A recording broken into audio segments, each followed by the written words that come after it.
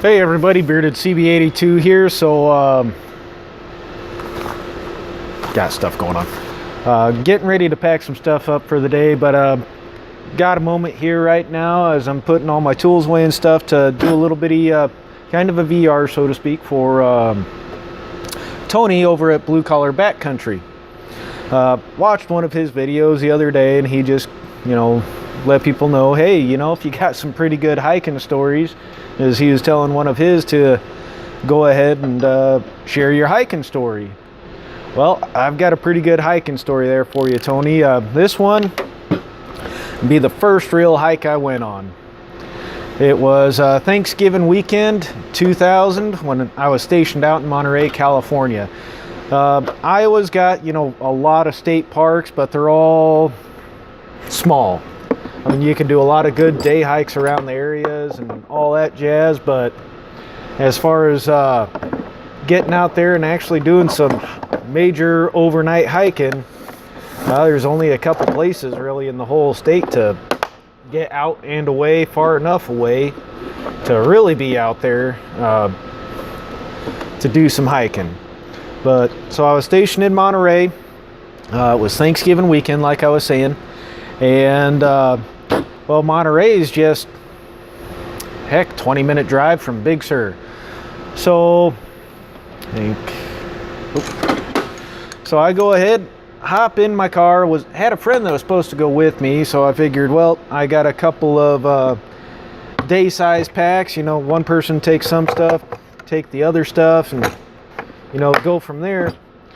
Friend bailed out on me, so I had to go solo.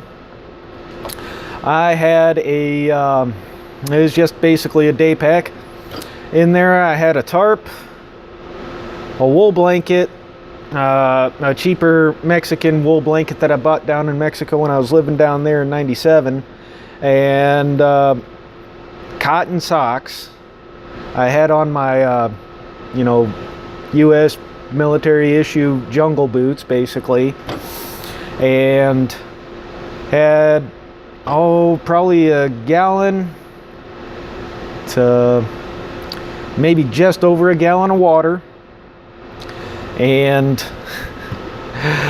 sourdough bread, some oranges, and some power bars, basically the Nature Valley ones, granola bars.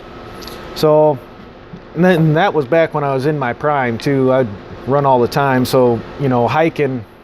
From what I knew, where the hot springs were down, it's called Sykes Hot Springs down there in m.s.r, was around 11 miles. So I figure, heck, I can do that. Well, sun's just starting to go down just after I'm starting to go up the first hill, and it was Switchback City the whole way in and the whole way out. It was something else. It was really beautiful watching the sun go down over the Pacific Ocean as I'm sitting there amongst all these giant sequoias, watching that go down. Well, a little bit after that, it starts to get dark, and I think I'm about mile marker 3.5, maybe just a little bit beyond that. Well, bulb in my mag light burns out. Well, okay, I got this. No moon, just stars. Beautiful stars, brighter than hell. Well, go start taking the spare bulb out of my out of the back of the mini mag, and then I get that put in, and then spring just gone. There was no finding that spring. I even looked the next day, the whole trail back, but nope, that spring was gone. No light, no glow sticks, no spare light, no headlamp. Those headlamps were just starting to get into the game back then. I had a handheld CB, Cobra CB radio. Batteries were still good in it, where it had the little bitty yellow backlit display. And I was using that because I could press the button and it would light up a small area to try and find my way. I knew there was a campground about the 5 or 5.5 mile mark halfway in, and if I could just get to that point, I'd be fine. About 2.5 hours later, I finally make it to the halfway point. Yeah, and that's just half the story. So I finally get things settled out. I'm all hot and sweaty anyways. Well, it was probably about 40 degrees out. I just didn't realize it. Take off my shirt, put a clean shirt on because it was soaked. Let it hang up in the tree to dry.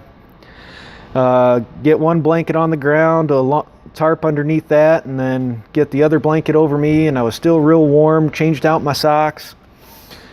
About a couple hours later, after I woke back up because I was shivering so darn hard, and I checked my watch, and it was, probably close to midnight. I spent the rest of the whole night shivering my butt off.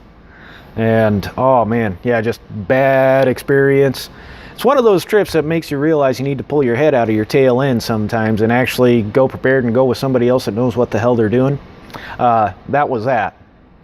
So anyway, next morning, sun finally rises. You know, I get to where I can actually see everything, see the trail, everything else. Rough night, horrible night, didn't get hardly any sleep. Then start hiking again. Feet were getting a little bit sore by then. Cotton socks and boots that weren't made for hiking. It was a learning experience. So off I go. A couple hours later, only a couple hours later, I made it to the hot springs. And then finally found one pool that was not taken up by anybody. Nobody else was around. Just get down into my swim trunks and then slowly get into the hot springs. And I just soaked there for probably a good couple of hours. Just taking it all in, sipping water just little by little. Ate a granola bar and sat there some more, almost took a nap. And then finally I decided, well, that's about enough time. Dried off, got back, put all my clothes back on and started hiking back. About the time I got back to the halfway point, I had to take my boots off, cut parts off of my other pairs of socks to put over where all my hot spots were. So I didn't even have a first aid kit, so no moleskin. And had blisters developing on the back of each of my heel about yay freaking big, pretty good sized, and then pretty much limped the rest of the way, which actually after you got past that one last big uphill after the halfway point, almost all of it was downhill. So I was able to actually loosen up my boots, scoot my feet forward away from the back of the boots, and it was more comfortable doing that. Finally get back to my car, toss my stuff in there, go to the washroom because they had an actual washroom, toilet room, kind of do a basic scrub down real quick, walk around kind of barefoot on the balls of my feet, letting my feet try to air out a little bit, sit down in my car and realize what the hell on earth was I thinking, because on the way back, about the point where my flashlight quit on me, you look down and you got about 4 feet of trail, and then it just goes down about 200 feet down to where the river was. Yeah. So about a month later, went out there, did it again with a buddy who knew exactly what the hell he was doing. I made sure I had my sleeping bag, made sure I had good shoes, good socks, extra flashlights, and everything else, and real food. And it was actually a really good weekend. So the things that you learn, well, my first real hike, that was a learning experience. And it sucked. Beautiful, but holy crap. I'm going to try to see if I've got any pictures I can scan in and maybe do a little slideshow here at the end of this video. Anyways, I got to finish putting away my tools and go home. So, Tony, here's a nice little story for you. Hope you enjoy it. So for all you want to go check out Tony at BlueCollar BackCountry's channel, by all means, stop over there, send him good wishes. He might not be putting up anything new for a little while, so because found out his wife's got a couple different types of breast cancer, so send out prayers for her. And of course, always support. So yes, this is my toolbox. It's pink. Reminds me every day. So anyways, thinking about you, thinking about your wife. Hope everything comes out okay, you know, and best of luck to you guys. definitely send my prayers. So outside of that, hope y'all are doing well down there in Texas. Hopefully the weather's a little bit nicer than what it is up here. So take care, and we'll catch you later. Thanks. Bye.